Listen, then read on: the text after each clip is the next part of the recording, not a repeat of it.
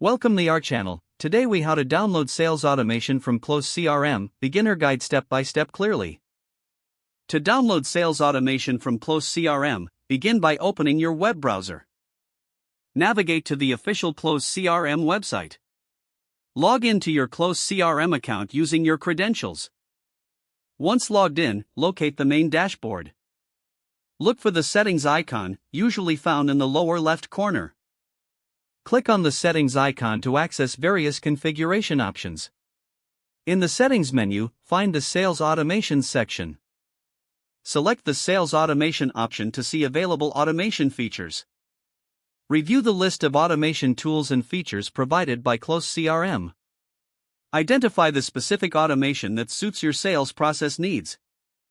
Once you've found the correct automation, click on it for more details. Read through the description and requirements for the automation feature. If you're ready to proceed, look for the download button. Click the download button to begin the process. Follow the on-screen prompts to complete the download. Once the download is complete, locate the file in your Downloads folder. Open the downloaded file to install or integrate it into your sales process. After installation, return to the Close CRM dashboard to configure your new automation. Make any necessary adjustments to tailor the automation to your workflow. Test the new automation feature to ensure it's working as expected.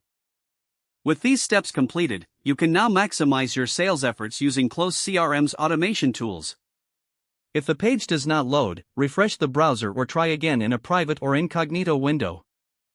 Make sure you are using the correct email address, then retype it carefully to avoid small typos. If your password is not accepted, use the reset option and create a new strong password you can remember.